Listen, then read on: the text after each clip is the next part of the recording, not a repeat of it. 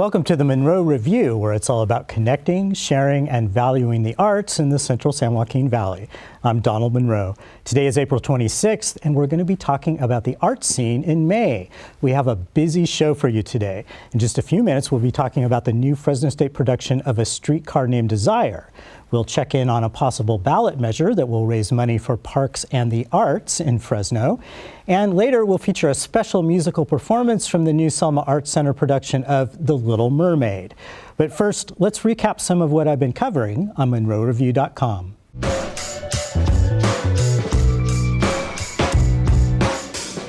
Fresno State has some pretty amazing alumni. One of them came to campus a few weeks ago as a special guest of the Henry Madden Library.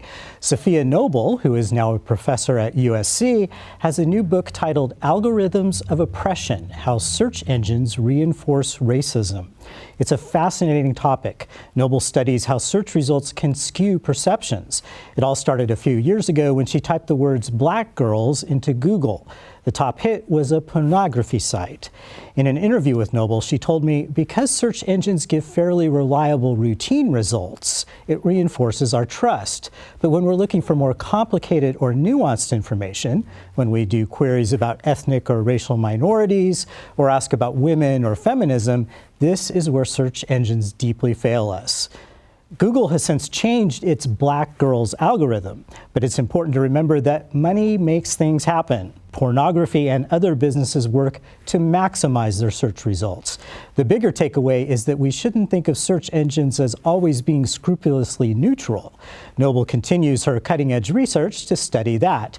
A fun fact to add, Noble was a sociology major at Fresno State, but she was also very much involved in the theater department.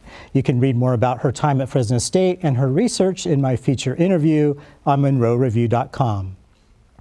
You'll also find lots of reviews from the busy month of April. The Fresno Philharmonic's Heaven and Earth concert was my favorite of the year. Stageworks Fresno put on a charming and accomplished production of The Fantastics. I listed 5 things I loved about the Children's Musical Theater Works production of Legally Blonde. And I posted a special guest review of the National Tour of Rain, which played at the Soroyan Theater. Now let's welcome my first guests. Kathleen McKinley is director of A Streetcar Named Desire at Fresno State, which opens May 4th. And I'm proud to introduce one of my students, William Ramirez, who's here to talk about a special project about the production that was put together by him and other students in my Fresno State journalism class. Welcome, both of you. Thanks for taking your time out of this busy day to come talk about this really highly anticipated production. Thank you. Glad to be here. Thank you. So, Kathleen, this is a special show for you. You are a huge fan of Tennessee Williams. What's your pitch? What can you tell us about this production? Well, I think first of all, we are doing some of the most sought after roles in the American theater. Tennessee Williams really changed American theater. And when you think about something that premiered in 1947, and still there hardly is a Broadway season goes by without a Tennessee Williams play. It's quite amazing, and that's really the sign of a true artist, that the work really transcends time period. However, with this production, we are hoping to create a lovely, interesting taste of steamy, hot 1947 New Orleans. With very authentic costumes, wonderful jazz music, both live and inspired by Dixieland jazz of the period, and a lovely set. So I think for folks who are familiar with A Streetcar Named Desire, it will be the kind of production they expect. And for those who haven't had an opportunity yet to see it, hopefully it's going to feel very fresh and exciting and emotional and passionate. So New Orleans is almost like a character in Streetcar. It's a very important part of the production. So we're talking about kind of the sounds and the sights and that sort of even clatter, that background noise that always is there. It's really true, and to a certain extent, Williams even wrote about the New Orleans sky and how much that affected him, and how he would write from his apartment and look at the changing New Orleans sky. And we are attempting to capture that New Orleans light as well. So Yeah, it certainly was the place I think he felt more at home than anywhere else. And as he describes, it was a city really in America where really all kinds of interesting things were happening. Right. It was a perfect place for him. Right, right. So, William, you are here to talk about a special project that our journalism class actually is doing on streetcar. Can you fill us in on what you and your classmates have been working on? Yeah, so the class we're working on it for is for MCJ 104, Okay. which is editing of publications. And the project just revolves around streetcar. All of us have taken an aspect of the play and have written a full story about it. For example, I'm writing about the casting process, which Kathleen mentioned would be considered non-traditional, and it has provided the play with a diverse cast, which is not usual in previous renditions of the play. And so I've taken that approach to it, and I've interviewed two of the actors, Alyssa Benitez, who's playing Stella, and Jimmy Haney, who's playing Mitch. So yeah, just getting to see how that casting process has impacted them, and the message that sends to them, where Kathleen is looking for passion and not at the color of their skin or whatever it may be, you know. And as for other stories that our classmates have covered, include like the music, like Kathleen mentioned, the jazz, which features a live trombonist, the props, which again there's so many of them, which adds like a whole challenge to the show and to the actors and to the set designers, to everyone really. And then we also even have a profile on Kathleen herself. So basically we've tackled the play from all different kinds of angles, and we were laughing about it earlier, but we've said that we've written more stories about streetcar over the past 2 weeks than probably haven't written in like the last decade. Exactly. Or so. Yeah. So we're really covering this one, aren't we? Yeah. So, And we appreciate it. well, thank you. So, and we're going to put those all on a special website, and you can go to MunroReview.com to find the links, but that will be up next week, right before opening. So, Kathleen, to talk just a little more about this idea of non-traditional casting. I know that you're very passionate about that, and you also are very insistent that you didn't do this as a gimmick, as some sort of kind of casting stunt. No. I mean, you really looked for the best actors for these roles. Yes, you know, as I have actually done since I started directing in the 80s, the great plays often transcend ethnicity. They are about human truths or universal truths. And so in these particular auditions, I looked at students who brought skill, who brought their passion, and would create a very interesting combination in terms of just the spirit of who each of these young actors really is.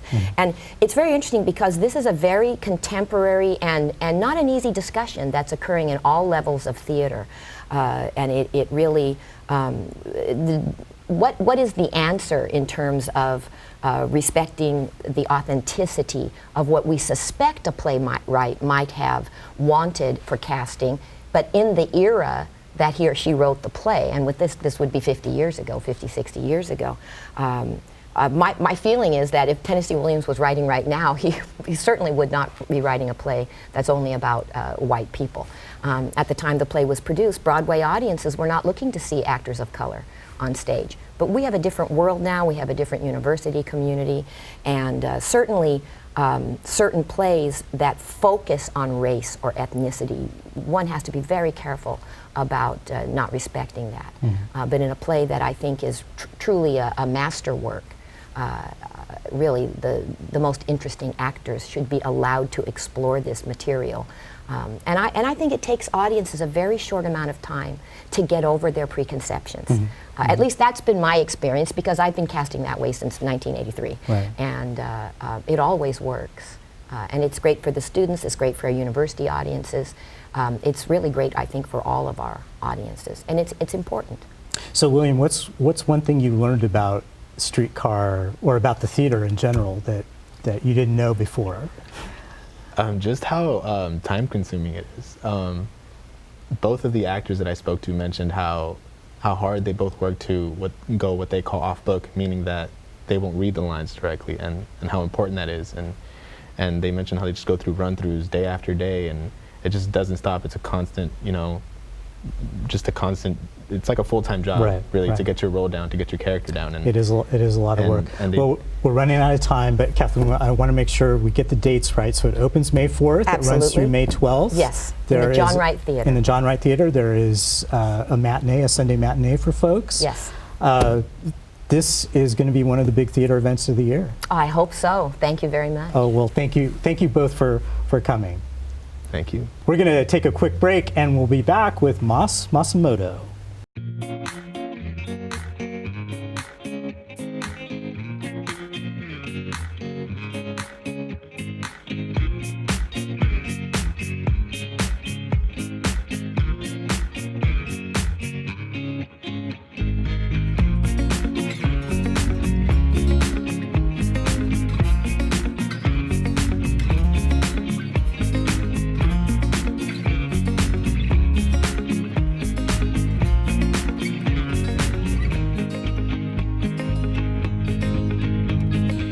Welcome back to the Munro Review. Up next, we have an icon of the Fresno art scene, Masumoto, the celebrated farmer and author.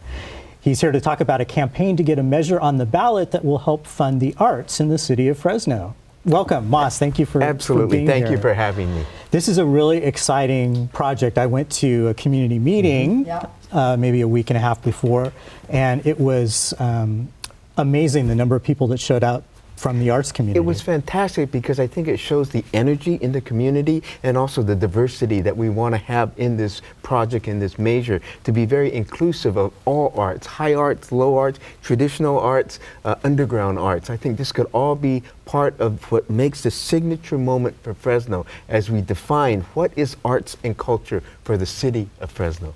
So we are talking about a ballot measure that would go before the voters in November. Is that correct?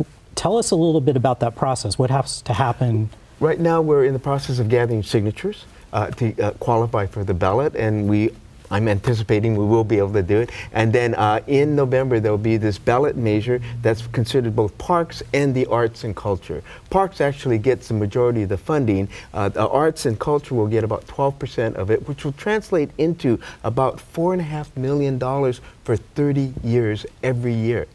That will be such a rush into the arts and culture community. That is Fresno. that's a really big And the other thing boost. is, it's not just Fresno, it will radiate out too, because Fresno becomes a hub in that sense, and I think a lot of the good things that happen will then reverberate out to other communities too. Mm-hmm.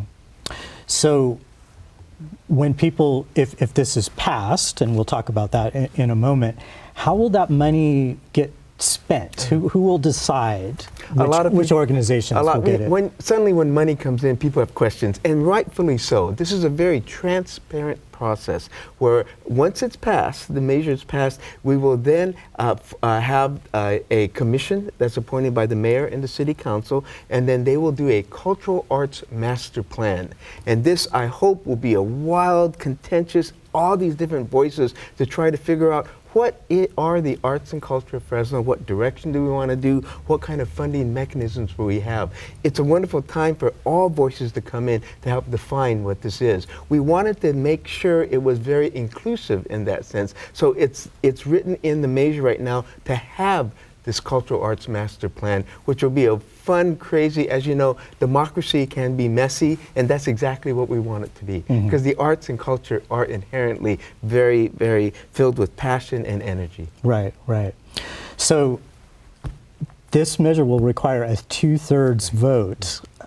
That's a pretty high mountain to climb. What are your thoughts on that? Well, one thing about this is I don't see any major opponents to it, in the sense that, again, the park side will bring a lot of constituents who use parks, realize the value of parks. And it's not just parks. It's for community centers throughout Fresno. It's for new parks. It's for trails too. So I see this whole collection of people who use parks, runners, bikers, all kinds of constituents with that. And I think the art and culture bring another segment into the community, and hopefully we could get that 2/3 majority to pass this. It is a once-in-a-lifetime opportunity for this to happen. So there is a campaign going on right now. You're gathering signatures. I guess one thing to remind folks of is that this is actually a City of Fresno measure. So even if you live in one of the county islands, like I do, you can't sign that petition or vote for it. No.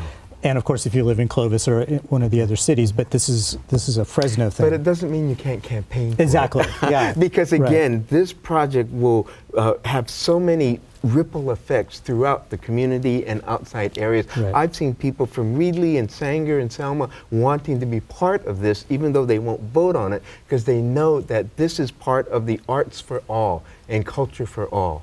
So if people want to get involved, how do they find you? On May 9th at 5:30 at the Fresno Art Museum, we're having another informational gathering there. And also you could contact the Fresno Community Foundation, and they are the ones that are leading this whole effort for that. Okay. Well, thank you again for stopping by. This is, it was really fun for me to go to that meeting just to see the passion and the energy that was out there. It was fantastic. I appreciate that. Thank you, Don. Thank you. Thanks for being with us, Moss. We're going to take a break and we'll be back with Maria Monreal and Josh Plowman.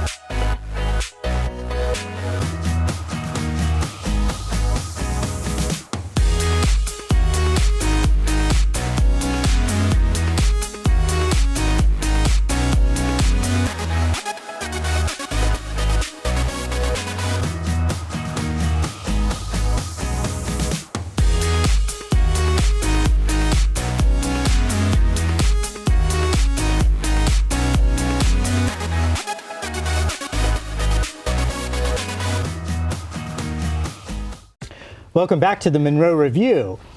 We have two very special guests with us today, and they're both from the Little Mermaid, which opens at the Selma Arts Center on May 11th. We have Maria and Josh. Thank you for being here today. Thank you, Donald. The Little Mermaid is actually a really big show to do. It has lots of costumes, lots of special effects. Tell us a little bit about, Maria, can you tell us a little bit about the Selma production? Yeah. Traditionally speaking, like on Broadway, what they've chosen to do to simulate swimming for all of us undersea creatures is to have us on wheels. I believe in the original Broadway production, the original choice was Heelys, those shoes from like the early 2000s, that chunky sneaker with the one heel with the one wheel in the back. But to sort of modernize it and to give it a little twist, the Selma Arts Center has chosen to employ a bunch of different kinds of wheels. Oh, okay. So we've got undersea creatures floating around, as it were, on all kinds of different wheeled vehicles. Okay, and so it's okay. a really cool and yet extremely simple effect. Right. That is going to be great. So it's kind of updated then. Yeah. Mm-hmm. So you play. I play Ariel. You play the big famous part. The Little Mermaid. Is this something you've always thought about, that you'd like to be Ariel? Honestly, growing up, Disney princesses were almost off limits for me, kind of for some of the same reasons that you were talking about earlier today on the Munro Review. So the fact that I get to play a Disney princess now and someone who has such an iconic look as Ariel is amazing for me, not something that I dreamed that I would do. And it's been a really, really fun adventure, and I think it's going to be important for other little girls to see a production like this. Exactly. So Josh, you play Prince Eric. Prince Eric. Yes. So you're essentially the the human in this equation. Yes, who, absolutely. And in the original Broadway production, they had the humans walking, and we decided to keep that in this production. All humans will be on legs. But yeah, it's been a really interesting experience. Just because seeing the Disney movie, Eric is always present because he's kind of Ariel's drive, her reason for wanting to be human, but he doesn't sing in the Disney movie, and so I thought it was really fun with that. With the Broadway show, of course, they added some songs for him that are just really enjoyable. But it's been a really fun experience, just kind of becoming that sort of supposedly masculine figure, just that man's man that doesn't want to be a prince, he wants to be a sailor, and so it's just a very interesting experience to kind of counter Ariel's dreamer ideology with Prince Eric sort of grounded, but then sort of becomes entranced with Ariel, or with the idea of her voice after she rescues him from a shipwreck. So it's just sort of an interesting character in that he's very human, but also he's got his kind of daydreaming ideologies as well. So Maria, I've seen you in a number of musicals. Now, Josh, I didn't know that you were a big musical guy. I am, yeah. I mean, the only community theater shows I've done outside of a high school or a college, I've been with the Selma Arts Center. I did their production of Carrie and their production of Notre Dame. Yeah. Recently, with Fresno City, I was in their production of The Whale, which was a lot of fun. I played Elder Thomas, a very different character there. Exactly, yeah. It was a lot of fun. So, is this a big cast for Selma? I know that that there are a lot of undersea creatures. Got a lot of fish. Got a lot of fish. And is there a big age range? There is. We've got spanning from children to adults. So our youngest is probably 9 or 10, and our oldest is middle-aged. I don't know. Yeah, it's like in their 50s. In their 50s, we've got some people who are parents who are a part of our show, and then of course you've got sort of like that key musical theater audition pool of your late teens to early 20s being your core. But it's been really fun to be in a show at the Selma Arts Center specifically that has such a wide age range. The last couple of productions we've put on there has been a pretty niche group of that young adult core. Right. And so this being a family-friendly show is also a family-filled cast, which is really cool. So are you ready to get asked for your autographs by I haven't started practicing yet. Lots of little kids? You got to printed cards. I'm really excited. Theater as youth outreach is something that's really important to me. And so taking something as iconic and as child-friendly as The Little Mermaid and bringing it on stage and making it more than it is, bigger than it is an incredible experience that we get to be a part of. We get to reach a lot of children and teens with this project. And that's something I'm really excited about. Well, that's very exciting. So we're going to be hearing from both of you in just a couple of minutes, I think. So I look forward to that. Thanks. But we'll wrap things up, and then we're going to come back to you. Great. So for our next segment, let's take a look at the list.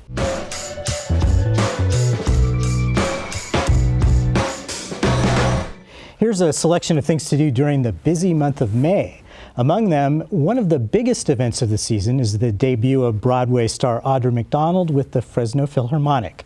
She got her start with Good Company Players, of course, and her concert is part of a national tour that will be making a stop in her hometown on May 26th. Before that, the Fresno Philharmonic offers a Pops concert featuring Gershwin's Rhapsody in Blue on May 12th.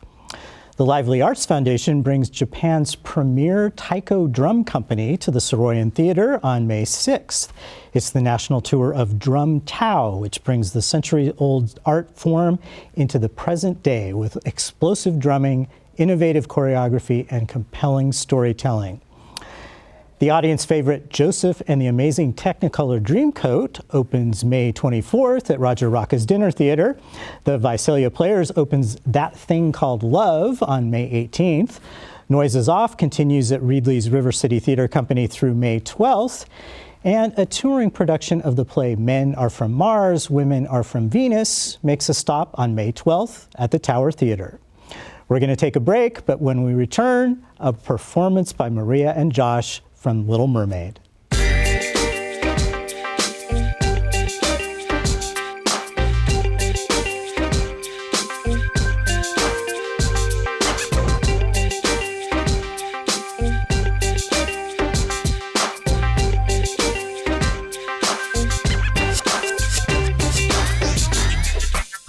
Welcome back to the Monroe Review. And now a special performance by Maria Monreal and Josh Plowman of One Step Closer from Selma Arts Center's Little Mermaid. You don't speak at all, do you?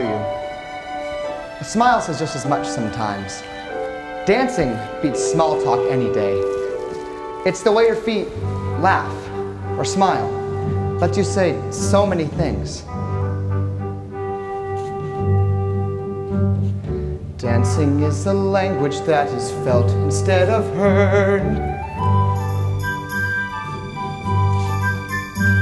You can whisper, sing, or shout without so much as a word. Try it. Go on. Like so.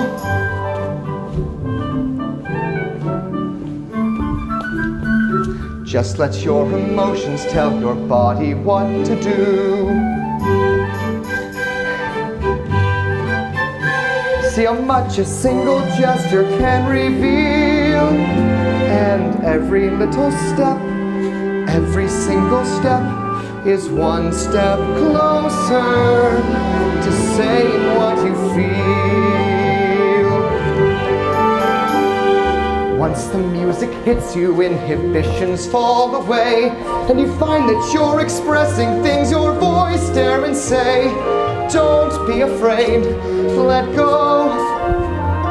Soon as you surrender, what's inside will sweep on through, as the boundaries in between us disappear. And every little step, every single step is one step closer to talking loud and clear. A dance is like a conversation, except you never need to make a sound.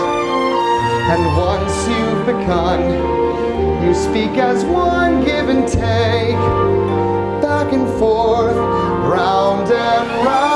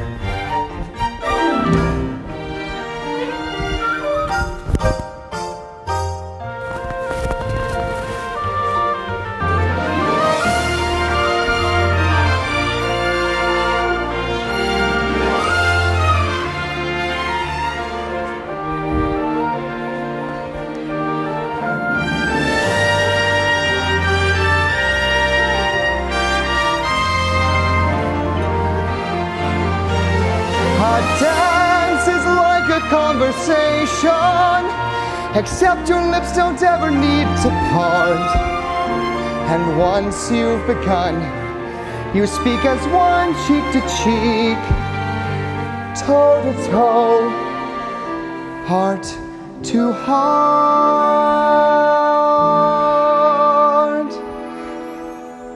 Dancing is a language that is felt instead of heard.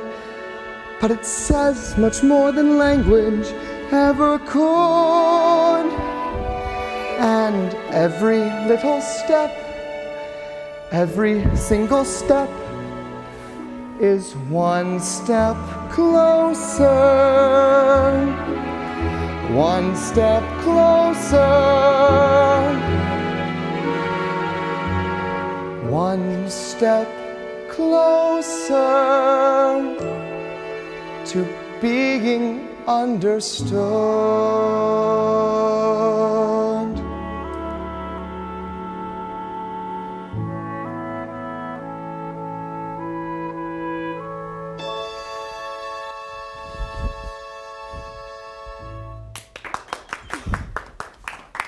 Thank you so much. That was wonderful. Thank you.